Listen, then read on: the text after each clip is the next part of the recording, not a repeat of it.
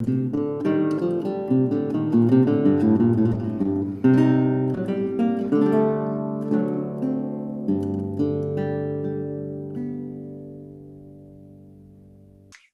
that old bumper sticker that said, "If you can read this, you need to thank a teacher."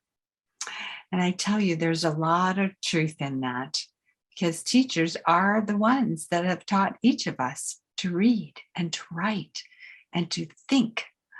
And teachers are the people that are the ones responsible for all other careers.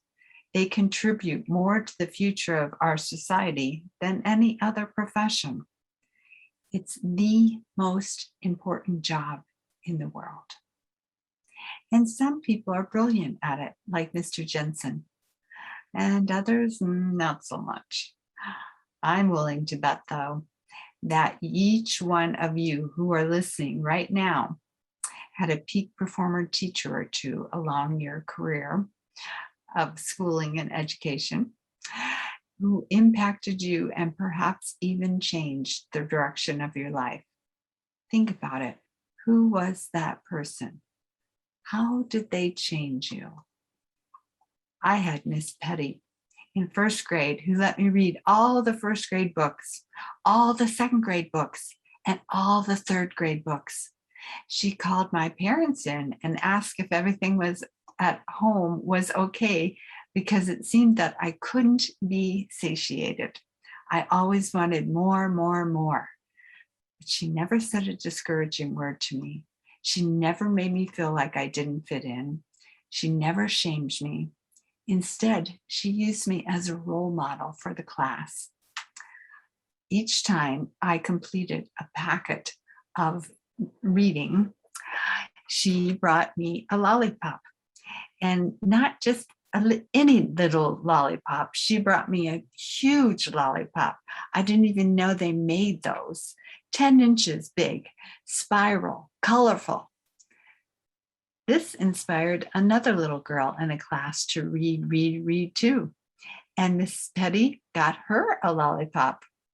And so it went. One student after the next got their lollipop. My next amazing teacher was in fourth grade, Miss Diamond. I just felt so loved by her.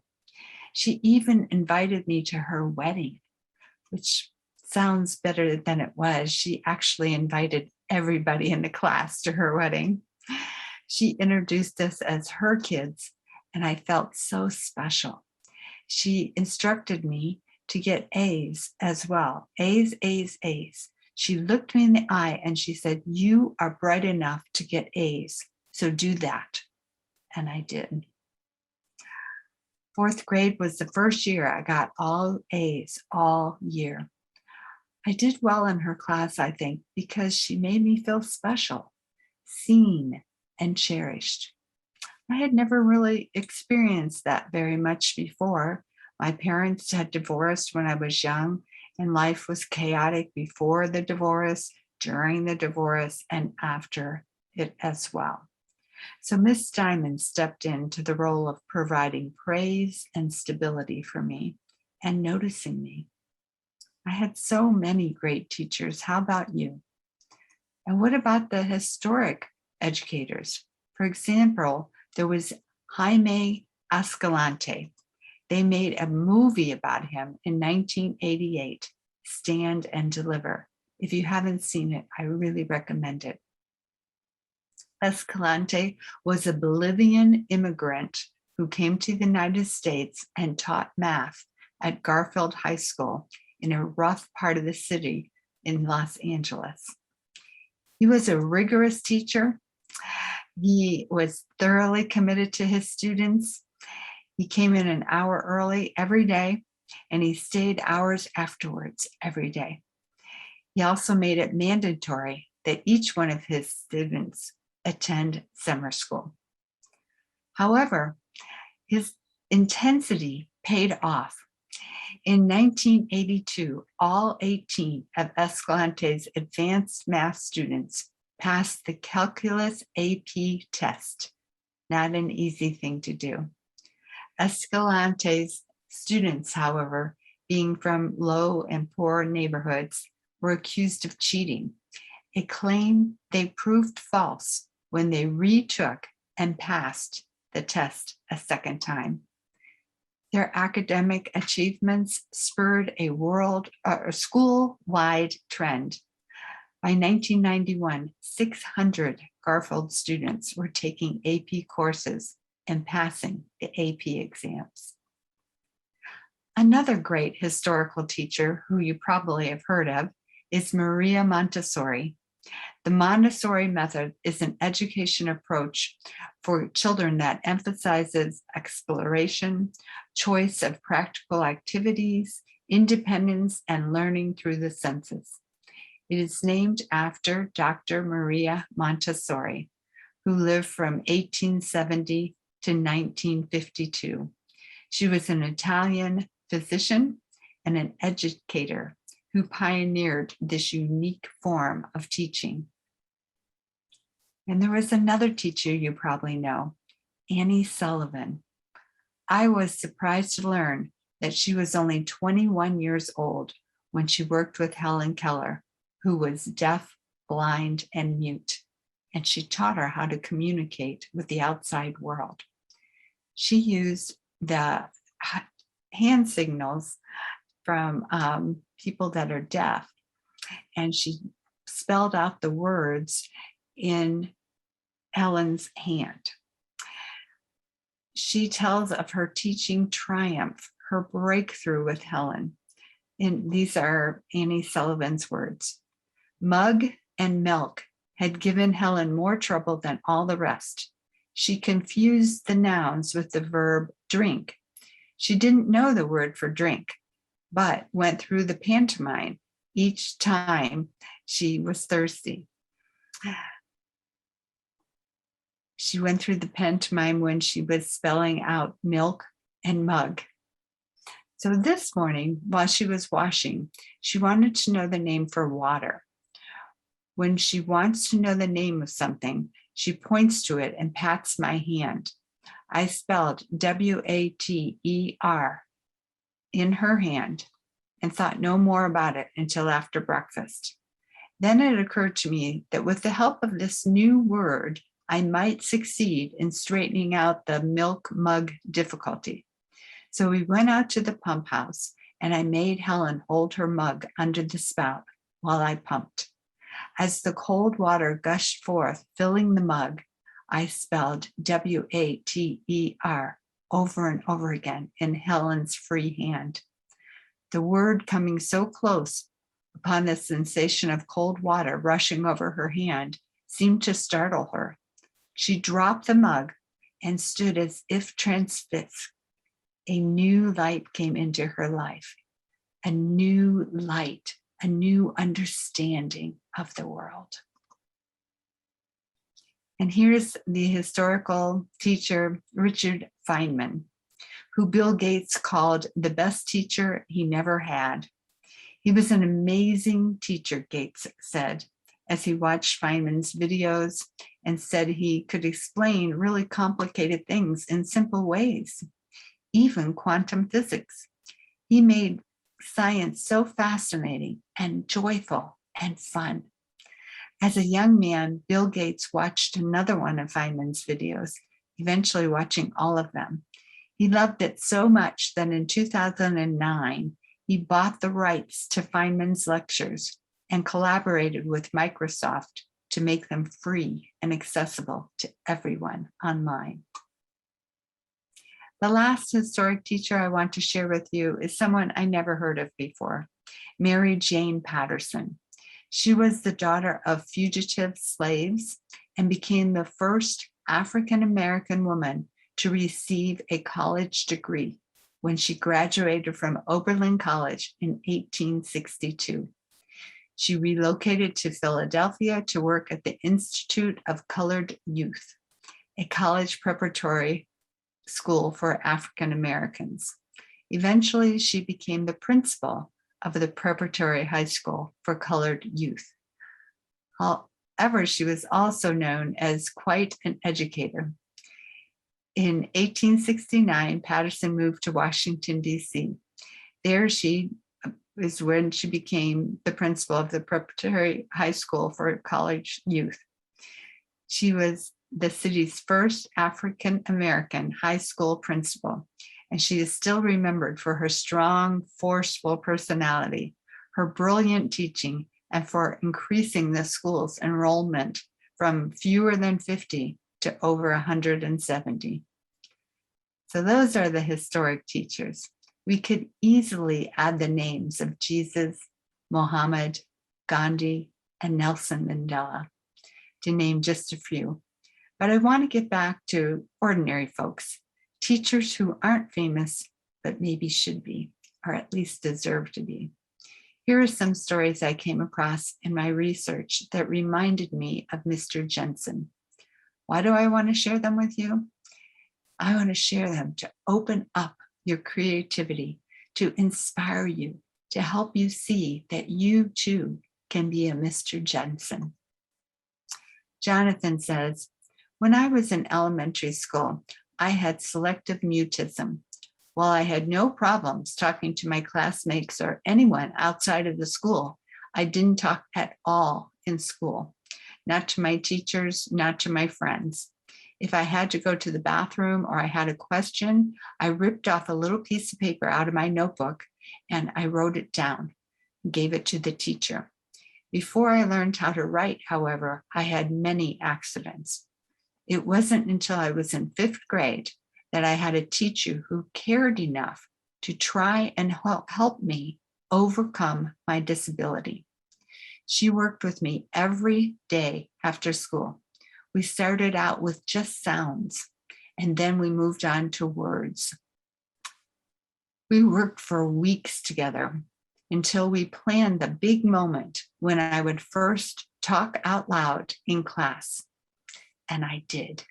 And that day, she took me out to the dinner to celebrate. She was the first person in my life to really care about me and really believe in me. Deborah says, I'll start with Mr. Fox, my 4th grade teacher, who made us memorize our times tables. I want to say thank you, Mr. Fox. And I say to each of you listening, who taught you your times tables? And have you taken the time to say thank you? Deborah goes on to say, then there was Mrs. Eaton, my 6th grade English teacher. Mrs. Eaton loved the Canterbury Tales and made us memorize the prologue in Old English. Now, to tell you the truth, that part didn't really stick for me. But what did was her love of words and language. She taught me the power of words to create worlds in my imagination. I can thank Miss Eaton for setting me up on a path that led to the publication of my first novel this past spring. Thank you, Mrs. Eaton. And one last story is from Thomas. I need to say thank you to Garth Nelson. He was a teacher during the school year, and in the summer, he was a camp counselor. As the head counselor for trips, he led me and others on treks through the White Mountains of New Hampshire. And he instilled in me a love of nature that sustains me to this day. And then, Thomas says, my favorite teacher is my wife, Irene. It has been such a privilege to watch her transform children's lives for so many years. First as a 6th grade teacher of science and social studies, and then as the director of religious education in our UU church. Her intense curiosity and her love of learning was infectious. And I'm sure there are plenty of students who will remember her their whole lives. Now, all the teachers I talked about right now were able to teach in the before time. That is, before the pandemic. They were able to teach in their classrooms, not wear a mask, and not spend time trying to get resistant students to wear their mask. They were able to leave at the end of the day, perhaps go to the gym, perhaps go out to eat with family and friends, and then work on grading papers as they watch The Tonight Show, laughing and snuggling close with their partner on the sofa. They were able to use the same lesson plans as they had the year before. That was all part of the before time. Then there was March of 2020, where life and teaching turned upside down in a day. The schools were closed. The teachers were told to create curriculum that could be learned on Zoom. The parents were told they would have to supervise their children and help them learn their lessons. Now, every parent of a school-aged child here knows that that was what that was like, very difficult. And every teacher here today knows how hard that was for them as well. Next came the idea of hybrid teaching. The teachers and students having to go back to school, to the classroom, 3 days a week and work virtually on the other days. Then the school reopened for a while.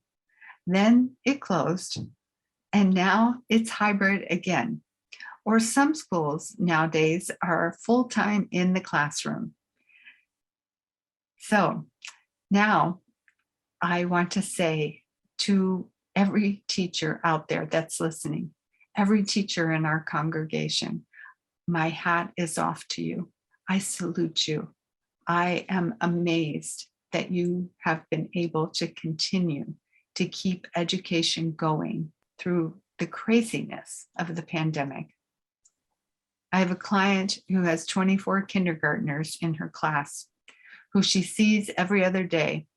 On the virtual days, she's trying to call kids out for getting out of their chairs and keep some sense of education going on. She's overwhelmed, she's depressed, she's discouraged. She knows she's not able to be the best teacher she can be under these circumstances. Teaching, probably the most important job in the world besides parenting, has become one of the most difficult. So, what can we do to be helpful, to help the teacher survive or maybe even thrive, and help the children not miss critical education? We talk about a lost year of learning for our students, but we must remember too what it was like for the teachers, the heroes. One parent said, "I want to send my children's teachers each $1 million and a fifth of vodka." We were just beginning to understand the impact on our teachers.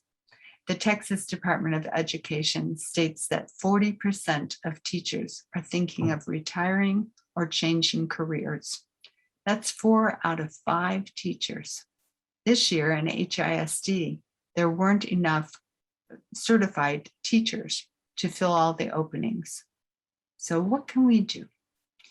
Well, I found there is something called Teachers Teammates, a nonprofit in Delaware, which was started by one mom, Raylan Harmon. Working out of her home, she collected donations from companies to set up a store where teachers could come and shop for free.